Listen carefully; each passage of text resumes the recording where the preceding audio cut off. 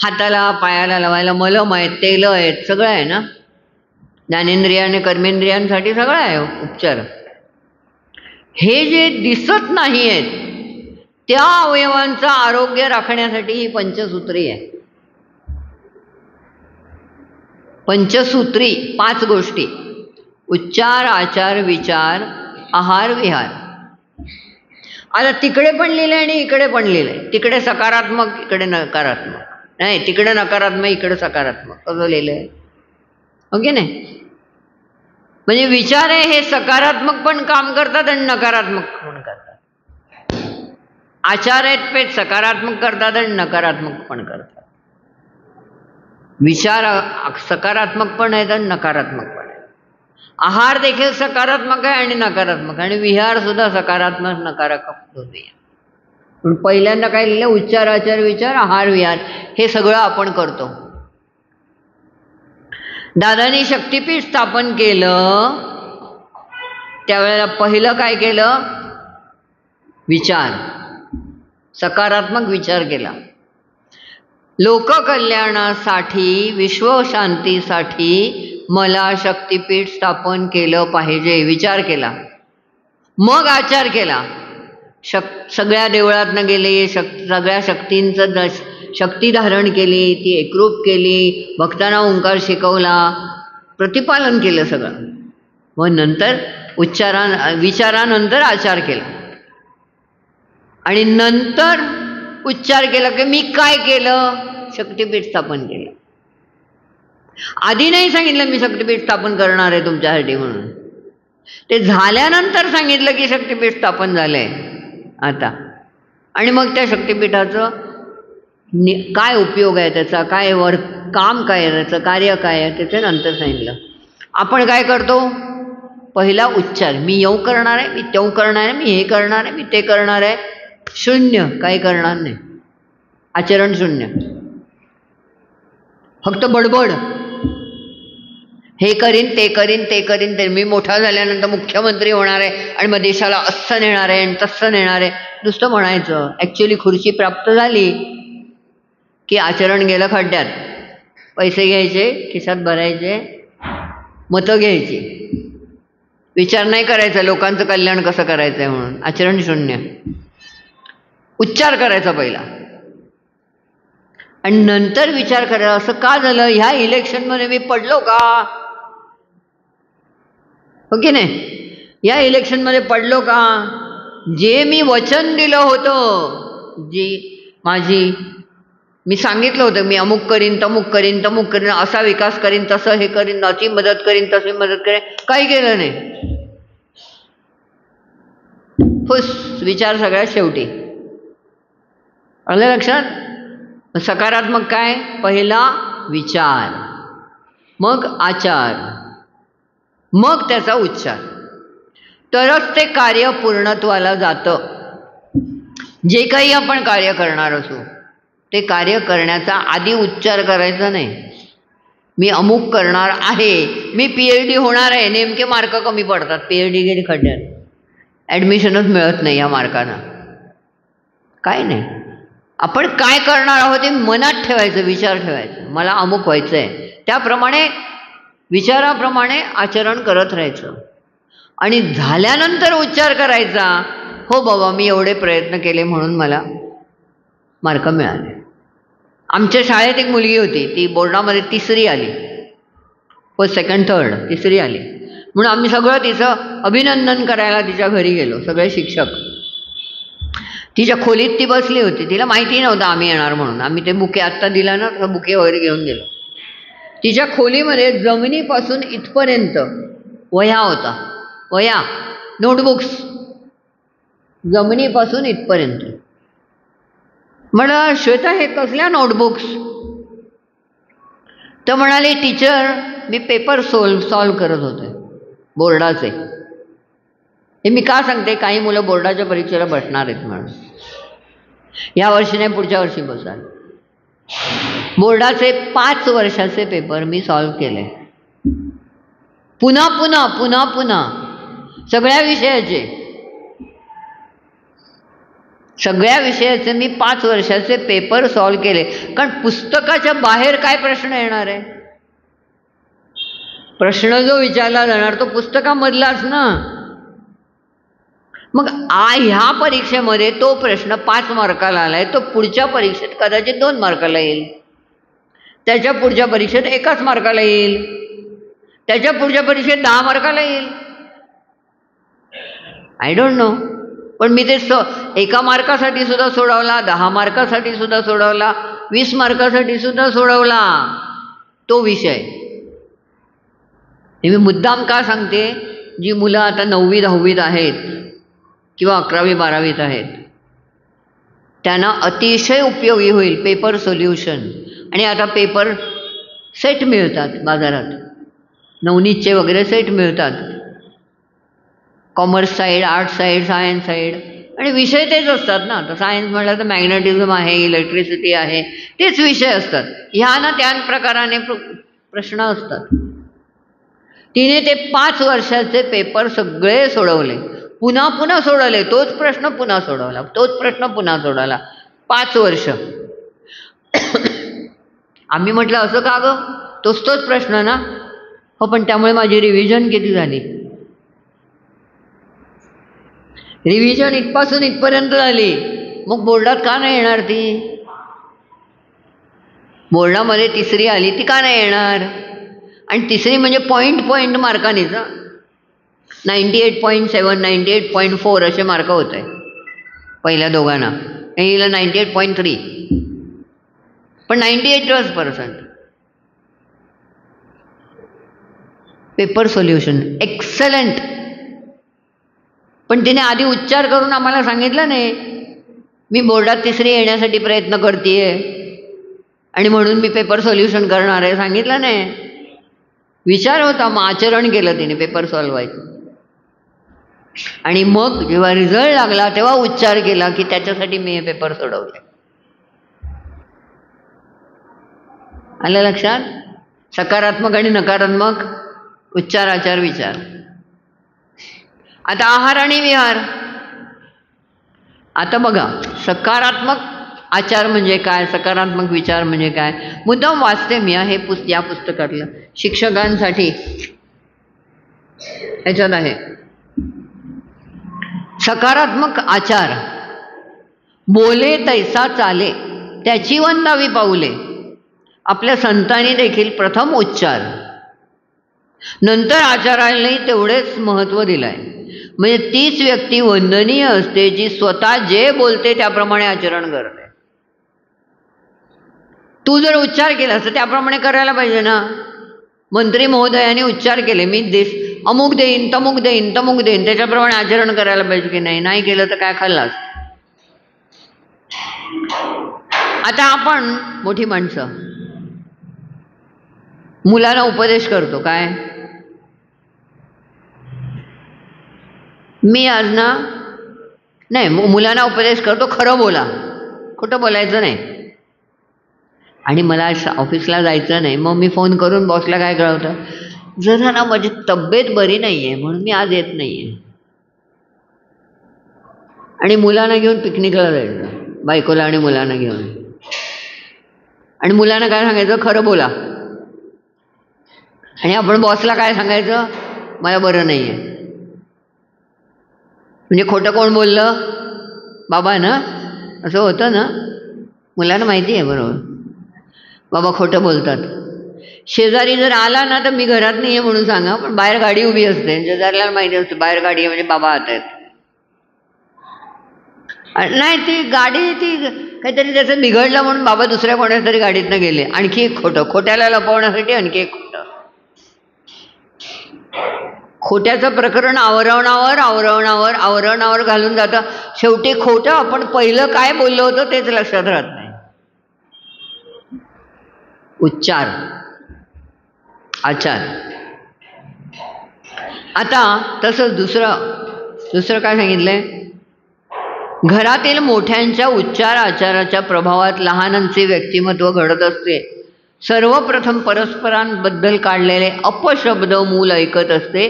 काही वेळा त्या शब्दांचा अर्थही न कळता घरातील इतर वडीलधाऱ्या म्हणजे आजी आजोबा मंडळीशी बोलताना ते सहज शब्द वापरते. लहान मुलं असतात, त्यांना समजत नसतं, नुकती बोलायला लागलेली असतात. मूर्ख, मूर्ख कुठला, मूर्ख कुठला म्हणजे मूर्ख कुठला, हे मूर्ख शब्द कुठून ऐकला? आईने किंवा वडिलांनी आपल्या मोठ्या भावाला किंवा बहिणीला मूर्ख म्हटलेला आहे, त्यांनी तो ऐकला धाकट्याने, आणि तो आईला किंवा आजोबांना म्हणाला मूर्ख कुठला. मग काय कौतुक करायचं त्याचं? मुळात ज्या मोठ्या माणसाने हा उच्चार केलेला आहे त्यांनी स्वतःला समजावलं पाहिजे की हा उच्चार माझा बरोबर नाही, हा उच्चार मी करता कामा नये. मोठी माणसं काय करतात, हे बोलायचं नाही हा तू, आपण बोलतात, पण मुलांना सांगतात बोलायचं नाही हा शब्द. आलं लक्षात? हां, बघा, खाली पडलेली एखादी वस्तू उचलायची असल्यास खाली वाकून आपण ते हाताने न उचलता आपल्या पायानंच ते काम करायला लावतो. आता इथे पडलंय काहीतरी, समजा खडू पडलाय आणि मला तो उचलायचा, मी याचं खाली वाकून उचलायला पाहिजे ना तो खडू.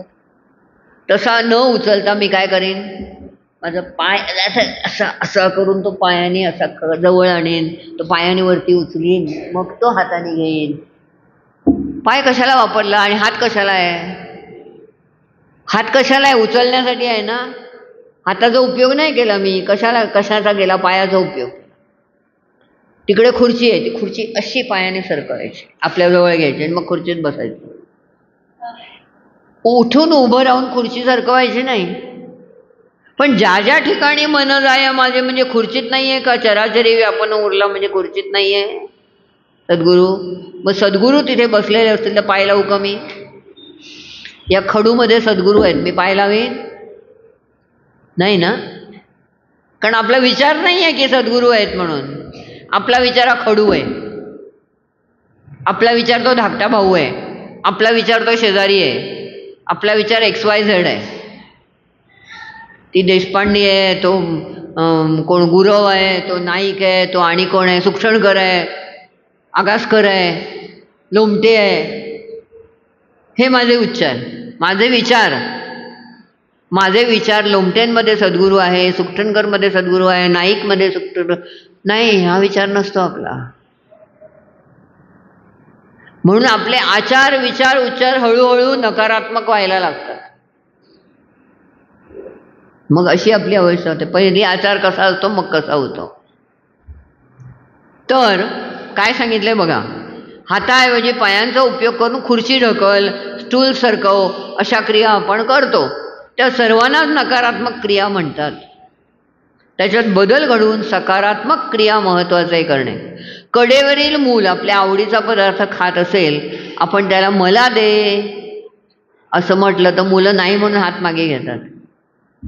कडेवर मूल आहे म्हणजे लहान आहे, तो चॉकलेट खातोय किंवा काहीतरी खातोय, आंबा खातोय, लाडू खातोय, मला दे, मी नाही जा, तर हात मागे घेतं. मोठ्याने त्याला शिकवायला पाहिजे, दे ना दे ना तू दे, मी तुला दुसरा देतो. मग तो द्यायला शिकतो. म्हणजे आचार जो आहे करायचा तो मोठ्याने लहानांना शिकवायचा तर त्याला ते उत्स्फूर्त येईल करायला. सहज या कृती आहेत, या सहज घडणाऱ्या कृती आहेत ज्या आपण नकारात्मक कशा करतो आणि सकारात्मक कशा करायला पाहिजेत.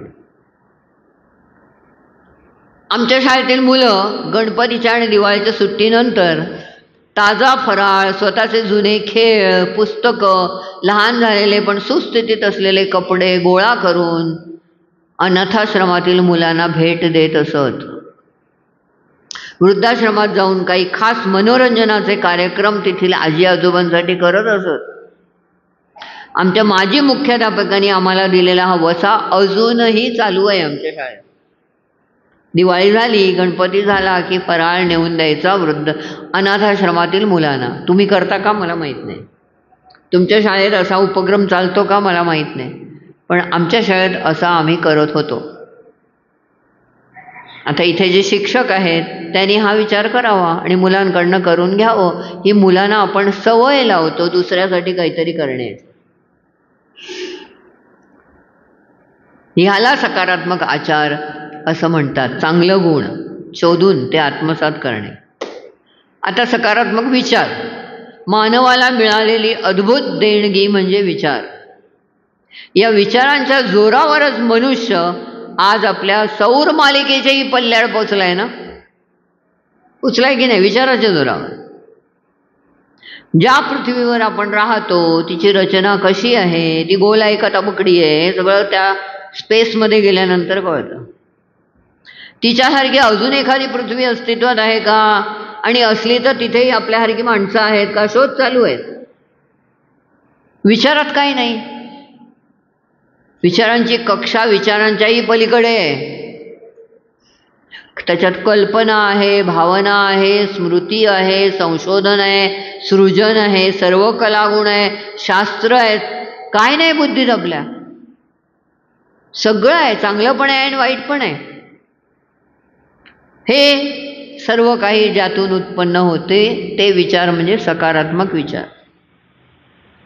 या उलट जे अनिष्ट आहे, अमंगल आहे, अहितकारक उत्पन्न झालंय ते नकारात्मक विचार आहे.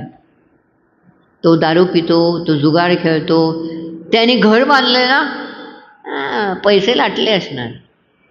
विचार पहिला आपला काय विचार? त्यांनी लाच घेतली असेल, त्याने पैसे लाटले असतील, त्याने कर्ज घेतलं असेल, हेच विचार.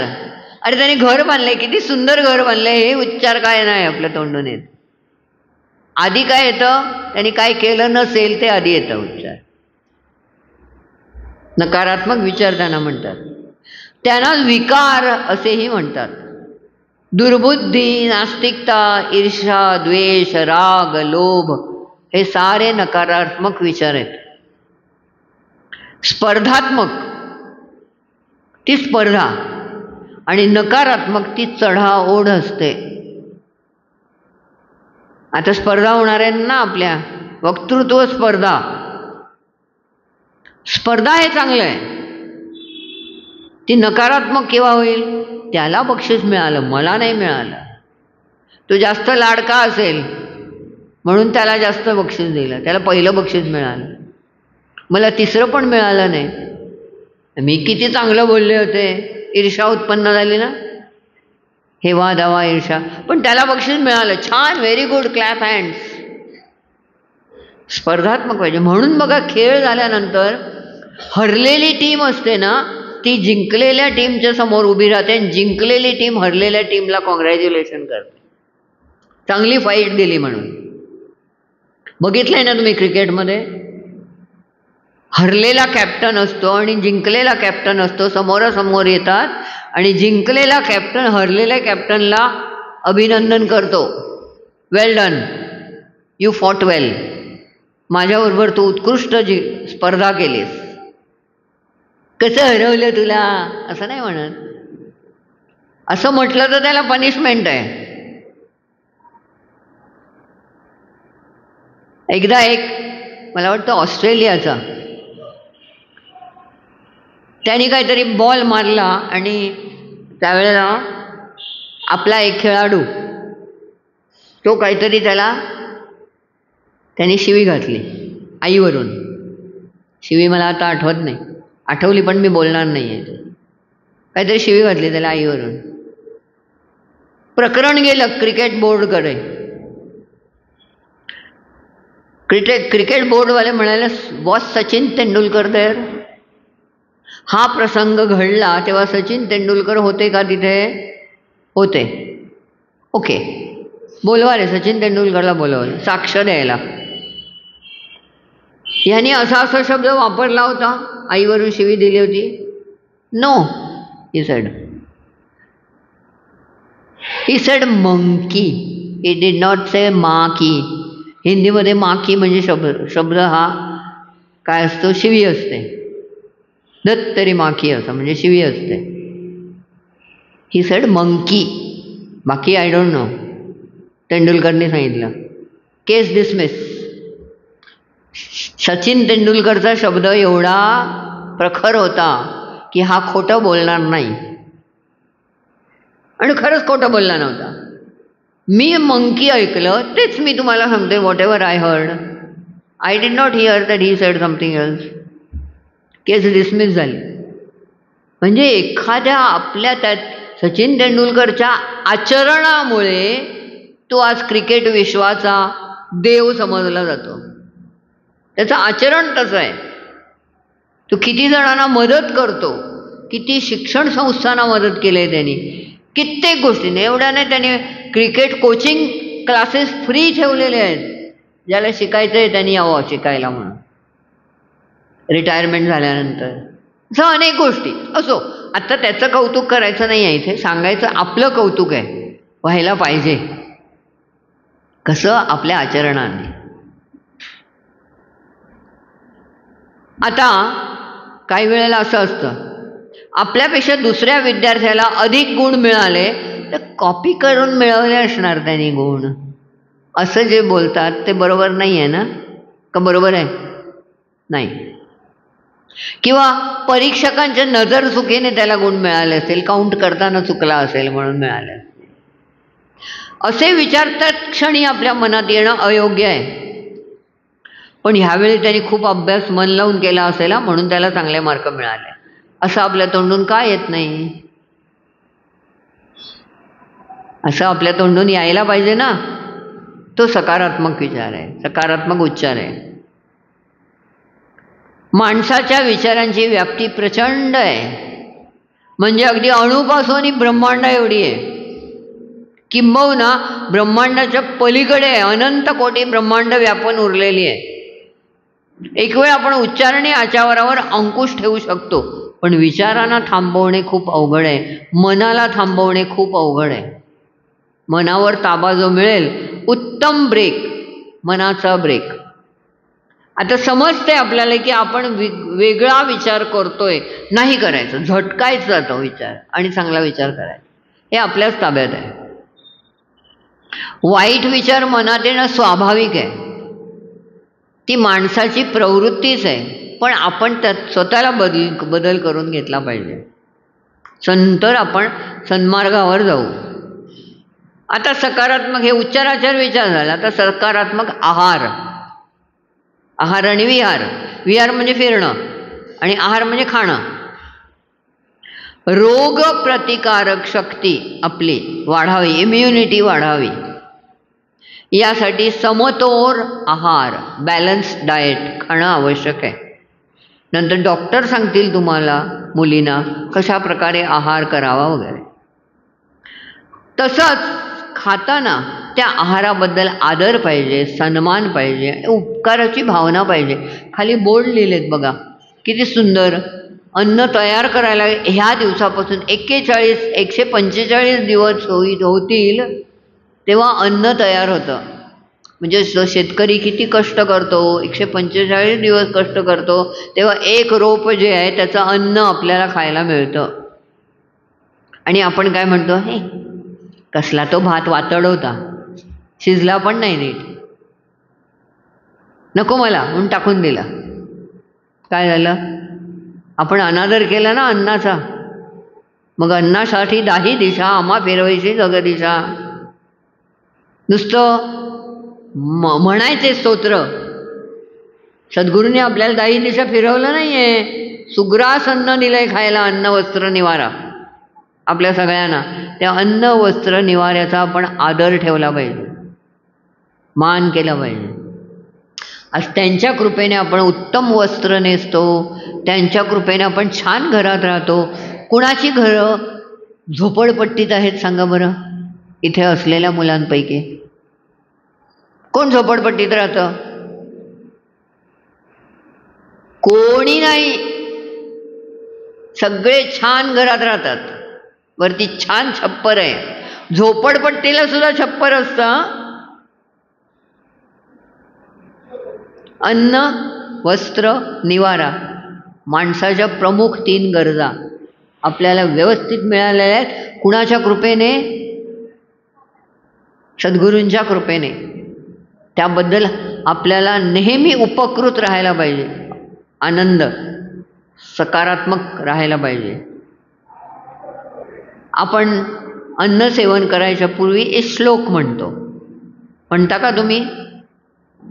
वदनी कवळ घेता नाम घ्या श्रीहरीचे, सहज हवन होते नाम घेता फुकाचे, जीवन करी जीवेत्वा अन्न हे पूर्ण ब्रह्म, उदर भरण नोहे जाणीजे यज्ञ कर्म.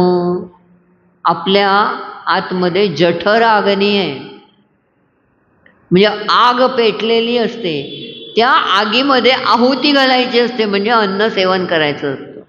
त्या आगीला शांत केलं. जेव्हा आपल्याला भूक लागते तेव्हा पोटात आग उमटते ना, मग कावळे ओरडतात, चिमणे ओरडतात, आणि कोण कोण ओरडतं, उंदीर पळतात, हे पळतं ते पळतं, सगळं होतं ना. केव्हा एकदा जेवीन खाईन असं होतं की नाही. आग असते ती शमन कशी होते, म्हणजे ॲसिडिटी होते थोडक्यात ॲसिडिटी वाढते, म्हणजे आग वाढते, गरम होतं. पाणी तरी प्यायल्यानंतर आपल्याला बरं वाटतं, काहीतरी खाल्ल्यानंतर प्यायल्यानंतर ती आग जरा थंड व्हायला लागते. तो जठर अग्नी म्हणतात त्याला, जठर अग्नी आहे आपल्याला. म्हणून म्हटलं आपण जेव्हा स्वतःच्या ह्याला काल सांगितलं ना, आपणच हात लावून बघूया, उष्णता आहे ना, आतमध्ये आग आहे.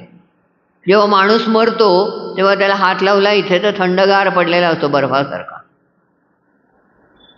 जोपर्यंत ती उष्णता आहे तोपर्यंत मी जिवंत आहे.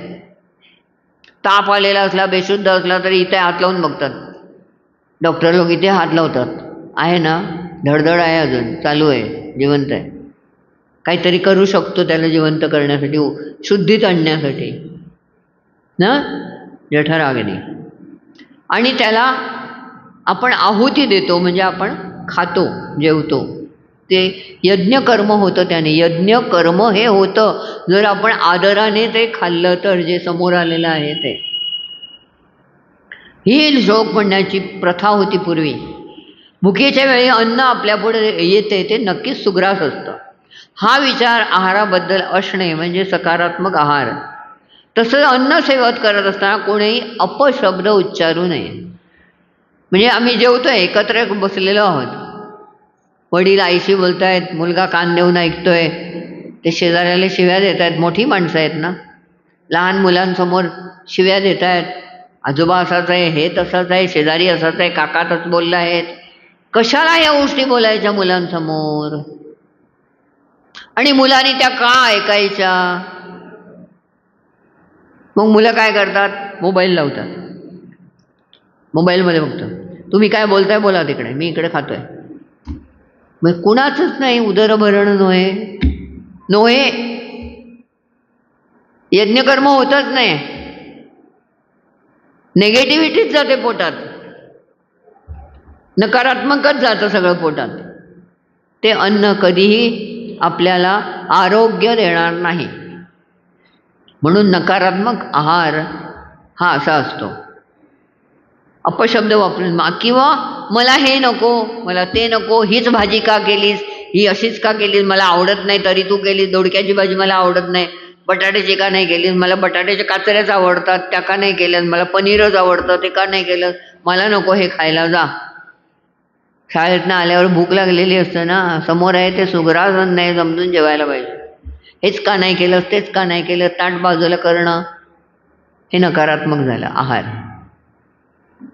आता आहाराचे 3 प्रकार आहेत परत, दादांनी सांगितले, राजस आहार, तामस आहार आणि सात्विक आहार. राजस आहार हा डावीकडे लिंबू आहे, चटणी आहे, कोशिंबीर आहे, रायतं आहे, पापड आहे, लोणचं आहे, ताटात मध्यभागी पोळी आहे, वरण भात आहे, त्यावर तुपाची धार आहे, पोळी किंवा पुऱ्या, गोड पदार्थ आहे एखादा, पंचपक्वान्न आहे, ताटात उजवीकडे भाजी, उसळ, भरीत, वाटीमध्ये आमटी, ताक. राजस, राजा असा जेवायचा ना, सगळे पदार्थ. साऊथ इंडियामध्ये असते, सगळ्या वाट्या वाट्या वाट्या वाट्या वाट्या, कितीतरी वाट्या असतात, प्रत्येक वाटेत वेगवेगळा पदार्थ ताट येतं, राजस ताट असतं ते. त्यातलं तुम्ही खाल किती तो प्रश्न वेगळा, पण तसं राजस ताट येतं समोर. आता तामस आहार, चमचमीत, मचमचीत, तळलेला, तिखट, जाळ असा जो असतो तो तामस. तामस म्हणजे तापट, तो आपल्याला तापटच बनवतो. तामस आहार सेवन करणं तो आपल्याला तापटच बनवतो. एवढं नव्हे अति तिखट खाणं हे आरोग्याला हानिकारक आहे, कारण त्यामुळे आपल्या लिव्हरवरती, आपल्या किडनीवरती त्याचा परिणाम होतो. आज कळणार नाही मुलांनो, तुम्ही ज्या वेळेला 30 ओलांडून 35-40 वयाकडे जाल ना, तेव्हा आरोग्याची तक्रार जाणवेल, पोटाची तक्रार जाणवेल, डायबिटीज होतो, ब्लड प्रेशर वाढतं, अल्सर्स होतात, या सगळ्या वेगवेगळ्या गोष्टी व्हायला लागतात तिखट खाल्ल्यामुळे आत्ता लहानपणी. म्हणून तुम्ही मुलांनी तिखट खाऊ नका. एक वेळ राजस चालेल अन्न, तामस अजिबात चांगला नाही. तामस खाल्ल्याने आपली तापट वृत्ती वाढते. आलं लक्षात? आणि शेवटचं आहे आता, दादानी अजून एक सांगितलं, अन्न पदार्थामध्ये मांसाहारी पदार्थ हे तामस असतात आणि शाकाहारी पदार्थ हे सात्विक असतात किंवा राजस असतात. आता मांसाहारी पदार्थ खायचेच नाहीत का? खावा ना, पण त्यांना सात्विक बनवून खा किंवा राजस बनवून खा. त्याला मचमच आधीच ते असतात मुळात ते असतात तामस, त्याला अजून तेल लावा, तिखट लावा, तळा, मग काय झालं, आणखी तामसपणा वाढला ना त्याचा. तसं करू नका. सात्विक आहार म्हणजे समतोल आहार. आता शाळेमध्ये शिकलेला आहात तुम्ही, समतोल आहार म्हणजे काय, what is a balanced diet. 2 मार्काला प्रश्न येतो, पैकीच्या पैकी मार्क मिळतात. बॅलन्स्ड डाएट काय असतं त्याच्यात? प्रोटीन आहे, कार्बोहायड्रेट आहे, हे आहे ते, एव्हरीथिंग, फॅट आहे, अमुक आहे, तमुक आहे, सगळं. टीचरने टिक मार्क केलं, 2 मार्क, 2 आउट ऑफ 2 दिले. घरी गेल्यावर हे नको मला, ते नको मला, ते नको मला, ते नको मला, गेला ना बॅलन्स डाएट खड्ड्यात. बॅलन्स डाएट कुठे गेला? डस्टबिनमध्ये. लग्नाच्या जेवणाला जातो आपण सगळे, आता हल्ली बुफे असतो, सगळे पदार्थ असतात, हे घ्यायचं, ते घ्यायचं, ते घ्यायचं, ते घ्यायचं, ते घ्यायचं. खाणार काय? हे आणि तेच, बाकीचे 3 पदार्थ डस्टबिन. म्हणजे नाही दोन टाकलं खाली. घेऊच नका ना, पण ते होत नाही, आपण घेणार. सगळे घेत आहेत ना, आपण पण घ्यायचं, पण ते आवडलं नाही तर फेकून द्यायचं. मग झालं बॅलन्स डाएट? झालं नाही. तेव्हा बॅलन्स डाएट हे आपण कसं करायला पाहिजे? सकारात्मक करायला पाहिजे. अन्न हे पूर्ण ब्रह्म आहे. दादा तुम्हाला माहिती आहे, औदुंबरला 5 घरी माधुकरी मागायचे. माधुकरी म्हणजे झोळी असायची त्यांची, झोळीमध्ये जे काय वाढतील ते घ्यायचं. आमटी त्याच्यातच, भाजी त्याच्यातच, भात त्याच्यातच, पोळी त्याच्यातच, पुरणपोळी त्याच्यातच, सगळं त्याच्यातच. त्या झोळीत ती झोळी पाण्यात बुडवायची, गोदावरीत बुडवायची, नदीत. म्हणजे त्यातल्या आमटीतला रस, पुरणपोळीतला गोडवा, लोणच्यातलं तिखटपणा, आंबटपणा सगळा गेला नदीत, नदीच्या पाण्यात. मग ती पाण्यात बुडवून बुचकळून काढली की ती जे काही उरायचं त्या झोळीमध्ये त्याचे 4 भाग करायचे. माशांना खायला घालायचे, नदीतल्या जलचरांना खायला घालायचे, गाईला म्हणजे भूचराला द्यायचे, पक्ष्यांसाठी द्यायचे, 4था भाग आपण खायचे. कल्पना करा दादानी कसं 2.5 वर्ष आपल्यासाठी केलंय साधन, त्यांच्यासाठी नाही. त्यांचा जन्म पूर्वनियोजितच होता, त्या आदिशक्तीनेच पाठवलं होतं त्यांना भूतलावर आपला उद्धार करण्यासाठी. त्या दादानी माधुकरी मागून 2.5 वर्ष अशा प्रकारे अन्न सेवन केलं, पण अन्नाला कधीही दोष दिला नाही. ते तिखट होतं का खारट होतं का काय होतं का काहीच नव्हतं, त्याला चवच नव्हती. दादा म्हणायचे, औदुंबरला जी माधुकरी मागून मी जेवत होतो ना, त्याच्यासारखं सुग्रास अन्न आज मी जेवत नाहीये. ते किती सुग्रास होतं अन्न. आता तुम्ही रे माझ्यासमोर राजसाचं ताट आणून ठेवाल, त्याला ती चव नाही आहे जी माधुकरीला होती. कल्पना करा काय दादानी दिवस काढलेत ते आपल्या सर्वांसाठी. आणि आपण त्यांना काय देतो? त्यांनी आपल्यासाठी एवढे कष्ट परिश्रम केलेत, आपण त्यांना काय देतो? 35-40 मिनिटाची साधना सुद्धा करत नाही रोज.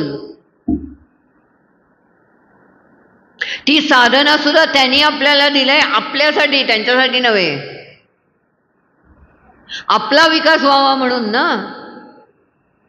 त्यांच्यासाठी नाही दिलंय त्यांनी. तेवढंही आपल्याच्याने होत नाही. सगळं हातातोंडात दिलेलं आहे सगळं. हे घे, देना बँक. दादा म्हणायचे मी देना बँक आहे, देतोय, घ्या ना तुम्ही. Just imagine. आणि आता लास्ट आहे विहार. पंचसूत्रीतला विहार. विहार म्हणजे काय? फिरणं. कुठे फिरायचं? ज्या ज्या ठिकाणी मनशांती मिळते, समाधान मिळते, आनंद मिळतो, निसर्गाच्या सान्निध्यात, समुद्रकिनारी, वनराई, फुलाफळांच्या मनमोहक बागेत, आमराईत किंवा घराच्या गच्चीत सुद्धा, जिथे बुद्धी, मन, चित्त कायम उल्लसित असतं, आनंदात असतं, अशा ठिकाणी विहार करावा. आपण विहार करायला कुठे जातो? बाजारात. हे दुकान बघ, ते दुकान बघ, हा विषय गोळा कर, तो विषय गोळा कर. नाही तर मित्राच्या घरी, मैत्रिणीच्या घरी चकाट्या पिटायला. हिने असं केलं, त्याने तसं केलं, हा असा बोलला, तो तसा बोलला. विषय हे दोघांनी दोन मित्र, दोन मैत्रिणी एकत्र मिळून का नाही एखाद्या समुद्र किनारी जायचं? समुद्र इथं नाहीये, नदी किनारी का नाही जायचं? प्रीती संगम आहे ना इकडे, का नाही जायचं प्रीती संगमावर? शांत नदीकडे बघत बसायचं, का नाही? एकदा जाऊन बघा तुम्ही. आता सुट्टी आहे ना सुरू, एकदा प्रीती संगमावर जा आणि त्या समुद्रात एकमेकांशी बोलायचं नाही, त्या नदीच्या पाण्याकडे शांतपणे बघत बसायचं. वाटल्यास 5 ओंकार करा शांतपणे. नदी पण ओंकार करायला लागेल बघा. नदीकडून ओंकाराचा आवाज येतो. डोंगरावर जा, कड्यावर जा, आहे ना इकडे राजगड, सिंहगड, अमुक गड, तमुक गड, बरेच आहेत कुठचे कुठचे गड. त्या गडावर जा, शांतपणे निसर्ग आकाशाकडे बघा आणि ओंकार करा. 5, जास्त नको, 5च करा. बघा तेच ओंकार आपल्याला परत ऐकायला येतात की नाही. निसर्ग उत्तर देतो. हा सकारात्मक विहार आहे. तेव्हा अशी ही पंचसूत्री आपल्या जीवनात आपण उतरवली पाहिजे. आपल्यात उतरवली. हल्ली मोठी माणसं काय करतात? शरीराला व्यायाम हवा म्हणून तिकडे आहे ना ताकदीचं काहीतरी आहे ना, लिकडे गोल्ड जिम, तिकडे जाऊन व्यायाम करायचा. पण का नाही एखाद्या नदी किनारी, एखाद्या समुद्र किनारी, एखाद्या डोंगरावर जायचं? ते चालणं सुद्धा व्यायामच आहे ना. हाच व्यायाम म्हणजे सगळा व्यायाम का? नाही. मनाचा व्यायाम ही साधना आहे. शरीराचा व्यायाम हा आपण रोज फिजिकल एक्सरसाइज करतो, तो शरीराचा व्यायाम आहे. मनाचा व्यायाम आणि शरीराचा व्यायाम दोन्ही आपण छानपैकी करूया सद्गुरूंच्या सान्निध्यात. शुभम भवतु.